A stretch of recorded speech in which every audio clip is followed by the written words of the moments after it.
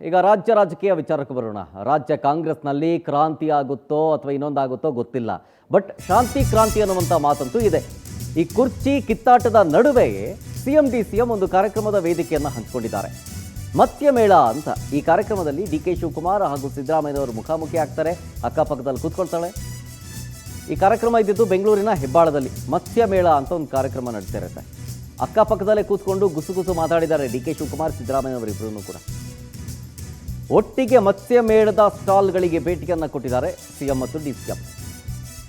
ಕುರ್ಚಿ ಕಿತ್ತಾಟದ ನಡುವೆಯೂ ವೇದಿಕೆ ಮೇಲೆ ಅಕ್ಕಪಕ್ಕದಲ್ಲಿ ಕೂತ್ಕೊಂಡು ಇಬ್ಬರೂ ಯಾವುದೋ ಒಂದು ಪ್ರಸ್ತುತ ಬೆಳವಣಿಗೆ ವಿಚಾರ ಸಂಬಂಧನೋ ಅಥವಾ ಕಾರ್ಯಕ್ರಮದ ವಿಚಾರ ಸಂಬಂಧಪಟ್ಟನೋ ಗುಸುಗುಸು ಮಾತಾಡಿದ್ದಾರೆ. ಆದರೆ ಏನು ಮಾತಾಡ್ಕೊಂಡಿದ್ದಾರೆ ಅಂತ ಗೊತ್ತಿಲ್ಲ. ಅಲ್ಲಿ ಮೈಕ್ ಇರಲಿಲ್ಲ, ಗೊತ್ತಿಲ್ಲ. ಒಟ್ಟಿಗೆ ಮತ್ಸ್ಯಮೇಳದಲ್ಲಿ ಸ್ಟಾಲ್ಗಳಿಗೆ ಭೇಟಿಯನ್ನು ಕೊಟ್ಟರು. ಜೊತೆಗೆ ಅಕ್ಕಪಕ್ಕ ವೇದಿಕೆ ಮೇಲೆ ಕೂತ್ಕೊಂಡ್ರು, ಗುಸುಗುಸು ಅಂತ ಏನೋ ಮಾತಾಡ್ತಿದ್ರು. ಈ ಕುರ್ಚಿ ಕಿತ್ತಾಟದ ನಡುವೆ ಇಬ್ಬರು ವೇದಿಕೆ ಹಂಚಿಕೊಂಡು ಅಕ್ಕಪಕ್ಕ ಕೂತ್ಕೊಂಡು ಗುಸುಗುಸು ಮಾತಾಡಿದ್ದು ರಾಜಕೀಯ ವಲಯದಲ್ಲಿ ಬೇರೆ ರೀತಿಯಾದಂಥ ಒಂದಷ್ಟು ಚರ್ಚೆಗೂ ಕೂಡ ಗ್ರಾಸ ಆಗಿದೆ. ಈ ರಾಜಕೀಯದಲ್ಲಿ ಏನೇ ಮಾಡಿದ್ರೂ ಕೂಡ ಚರ್ಚೆ ಆಗೇ ಆಗುತ್ತೆ. ಒಂದು ಕಡೆ ಡಿನ್ನರ್ಗೆ ಅಂತ ಎಲ್ಲ ಸೇರಿದ್ರೂ ಒಂದು ಚರ್ಚೆ ಆಗುತ್ತೆ, ಕ್ಲೋಸ್ ಡೋರ್ ಮೀಟಿಂಗ್ ಮಾಡಿದ್ರೂ ಒಂದು ಚರ್ಚೆ ಆಗುತ್ತೆ, ಅಥವಾ ಇನ್ನೊಂದೇನೋ ಭೇಟಿ ಮಾಡಿದ್ರೂ ಕೂಡ, ಕೈ ಕುಲುಕಿದ್ರೂ ಕೂಡ, ಸ್ಮೈಲ್ ಕೊಟ್ಟರೂ ಕೂಡ ರಾಜಕೀಯದಲ್ಲಿ ನಾನಾ ರೀತಿಯ ಅರ್ಥಗಳ ಬರುತ್ತೆ.